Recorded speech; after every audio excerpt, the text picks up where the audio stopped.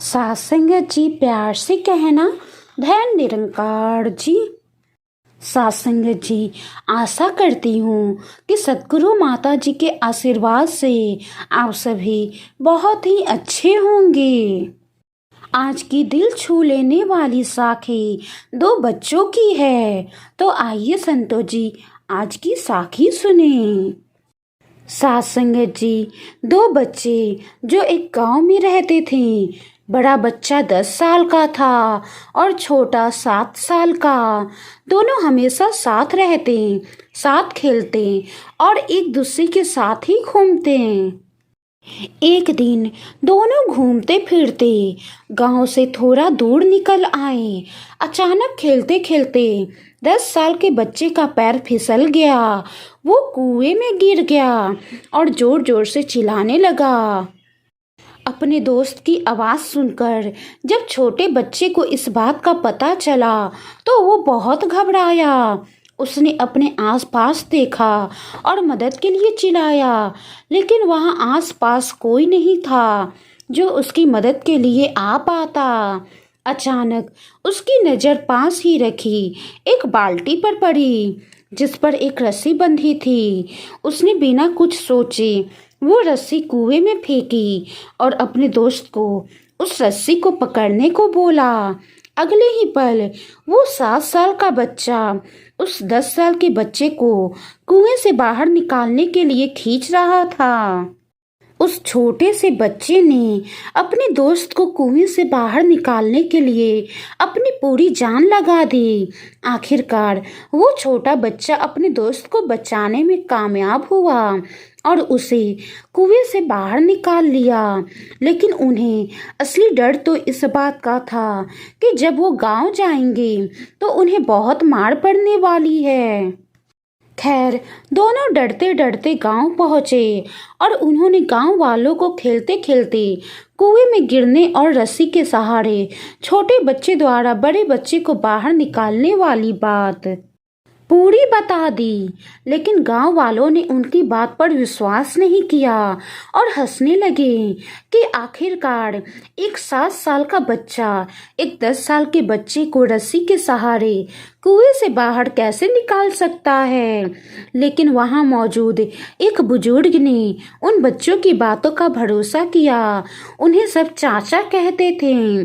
चाचा गांव के समझदार बुजुर्गों में से एक थे।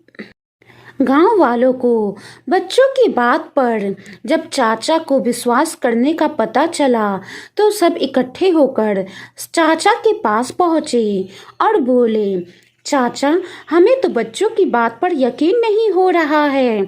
आप ही बता दो कि ऐसा कैसे हो सकता है।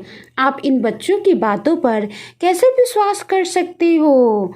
गांव वालों की बातें सुनकर चाचा बोले, बच्चे बता तो रहे हैं, उन्होंने ये कैसे किया। बच्चे ने कुएं में रस्सी फेंकी और दूसरे बच्चों को ऊपर खींच लिया। गांव वालों को कुछ भी समझ नहीं आ रहा था। कुछ देर बाद चाचा मुस्कुराए और बोले, सवाल ये नहीं है कि बच्चे ने ये कैसे किया, सवाल ये है कि वो ये कैसे कर पाए।